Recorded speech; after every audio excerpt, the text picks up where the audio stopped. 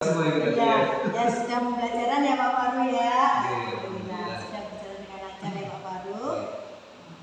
Pak Faru, ini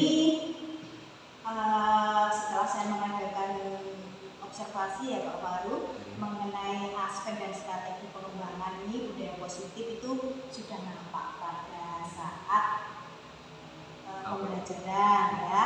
Catatan saya itu sudah tampak sebelum memulai pembelajaran seperti yang Anda persiapkan. Kemudian untuk pengembangan KSE Pak Faru, tadi jenengan sudah tampak memberikan motivasi melalui speaking kepada pada kompetensi kesadaran diri. Nah, kemudian yang ketiga Pak Faru, tadi pembelajaran berdiferensi itu terlihat pada saat diferensi produk. Walaupun belum memenuhi potensi anak, tetapi saya lihat dengan sudah memberikan kepada anak-anak pembelajaran berdiferensi, yaitu mewarnai bangun yang segitiga banyak peraturan ya tadi ya, dengan bangun segi banyak itu dengan warna yang berbeda sesuai dengan ekspektasinya. Kemudian ini Pak Faru catatan saya juga, ini sebagai refleksi ya Pak Faru. Kita tidak ada dusta di antara kita. Ini semuanya untuk pengembangan anak-anak ya Pak Faru ya. Segala kekurangan itu tidak membuat kita jadi rendah diri, tapi itu sebagai aset atau kekuatan kita untuk kedepannya pembelajaran pada anak-anak lebih baik lagi. Gitu ya Pak Faru. Nah, kemudian ini catatan refleksi saya Pak Faru, ini pembelajarannya tadi kurang melibatkan siswa secara aktif karena pembelajarannya bersifat klasikal ya Pak Faru ya. Harusnya dibuat kelompok. Itu ya Pak Faru kira-kira? Mungkin bisa kita masih lagi di pertemuan berikutnya. Iya. Kemudian persiapan media pembelajaran Pak Faru bisa dipersiapkan di rumah selain barang-barang yang ada di kelas. Jadi pengetahuan anak untuk memahami materi itu lebih bisa dikembangkan. Begitu ya Pak Faru ya. Tapi overall sudah baik dengan sebagai guru itu sudah menggunakan aset atau potensi di sekolah ya, berupa fisik ya yang ada di kelas sudah dimanfaatkan walaupun kurang. Kemudian yang ketiga ya Pak Faru ya, media pembelajarannya kurang variatif, mungkin lebih banyak lagi ya Pak Faru.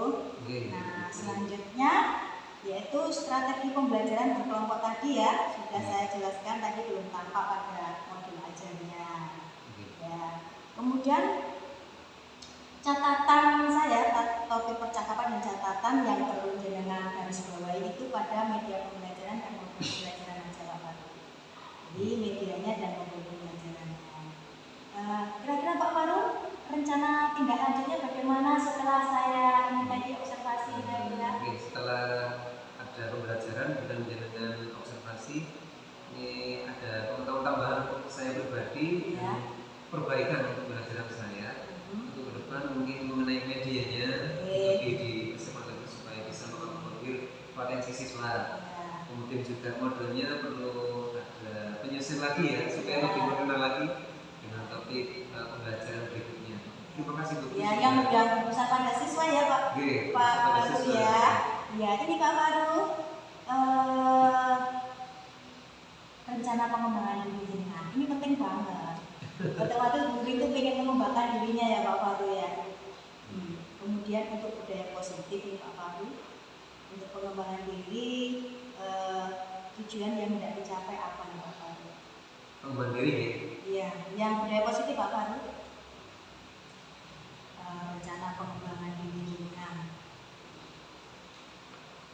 Rencana saya. Iya, pengembangan diri. Misalnya mengembangkan budaya positifnya itu sesuai dengan apa Pak? Misalnya profil pelajar Pancasila atau gimana pengembangannya dengan?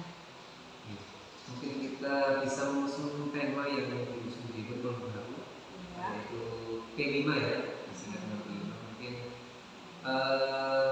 kita lebih memaksimalkan siswa, bagaimana siswa nantinya akan menjadi profil pelajar Pancasila. Ini seperti itu. Ya. Kemudian Pak Faru, untuk ukuran keberhasilannya Pak Faru, dengan siswanya bagaimana? Kira-kira? Siswanya ada perubahan ya. Iya. Ada perubahan, bisa kita observasi dan kita amati keseharian ya, terutama dalam pembelajaran ini bisa kita itu memiliki karakter P3 ya, P3 proyek pengembangan profil pelajar Pancasila, bukan P5 ya Pak Pandu ya. Oke. Nah kemudian pendukungnya siapa saja Pak Pandu? Pendukungnya tentunya satu adanya siswa, yang kedua dengan guru sejawat ya. Tentunya keberadaan guru sejawat ini sebagai masukan ya, masukan kita supaya kita bisa lebih baik. Terus kemudian kepala sekolah gimana Pak Pandu, mendukung nggak? Kalau kepala sekolah iya, sebenarnya mendukung ya, sebagai kepala sekolah juga. Rekan sejawat, kemudian siswa. Kemudian waktunya Pak Pandu, kira-kira waktunya untuk mengembangkan budaya positif yang sesuai dengan P3 ini Pak Pandu pada saat apa Pak Pandu? Sebenarnya kalau ditanya waktu ini mungkin berkelanjutan ya Bu, bisa sekali atau 2 kali pertemuan. Berarti saat pembelajaran juga ya Pak Pandu? Di saat pembelajaran maupun di luar pembelajaran. Di luar ya. Saya kira sangat berkaitan ya. Karena memang kalau kita bicara perubahan sikap, otomatis tidak hanya terjadi di pembelajaran di dalam kelas saja.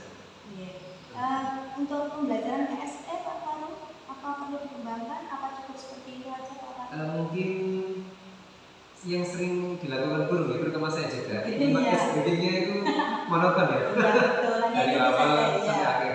Cuma yang selama saya lakukan di kelas saya itu hanya merubah konten kalimatnya saja. Misal kalau katanya kabar awalnya itu versi A, untuk semester berikutnya itu semester berikutnya baru saya ganti. Iya betul Pak Faru. Memang perlu trik khusus ya Pak Faru ya.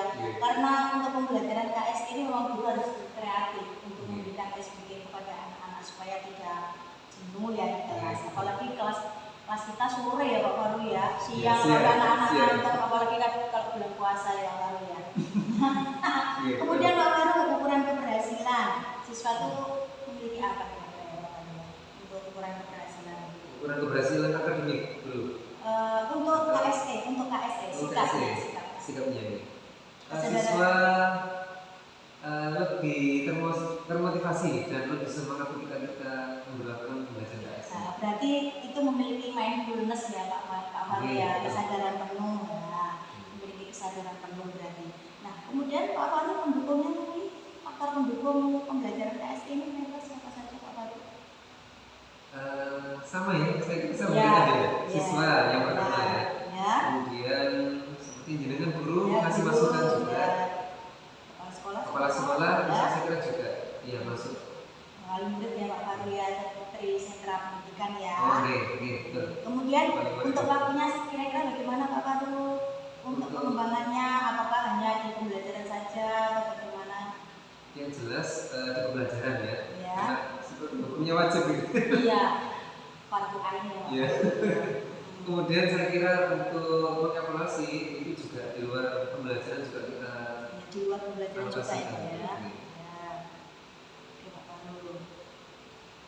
Kemudian Pak Faru, ini yang terakhir dari pemeriksaan pembelajaran berdiferensi ini kan mengarah kepada kebutuhan siswa. Paling enggak tetap kita sebagai guru itu muaranya adalah pengetahuan siswa, tentunya juga tidak mengabaikan sikap Pak Faru. Nah, kemudian Pak Faru kira-kira untuk pembelajaran berdiferensi ya, tujuan yang tidak dicapai misalnya apa Pak Faru? Karena pembelajaran berdiferensiasi otomatis kita sebelumnya kan kita sudah punya gambaran ya, pemetaan siswa mana yang mungkin itu bisa dimaksimalkan. Memenuhi kebutuhan belajar siswa ya. Kadang alokasi antar siswa, alokasi waktu perhatian itu juga pengaruh. 5 menit atau 7 menit siswa itu kalau idenya memang berbeda. Gitu ya Pak Faru. Jadi iya betul, memenuhi kebutuhan belajar siswa sesuai dengan potensinya itu penting. Kemudian ukuran keberhasilan Pak Faru, kira-kira tercipta bagaimana ya ketika dengan melakukan pembelajaran berdiferensi? Ukurannya sekolah yang gimana ya? Misalnya sekolahnya jadi di kelas itu bagaimana gitu, akhirnya anak-anak itu merasa bagaimana setelah pembelajaran berdiferensi? Kalau berdiferensi berhasil, pembelajaran di kelas untuk saya kira siswa itu lebih ceria ya, karena merasa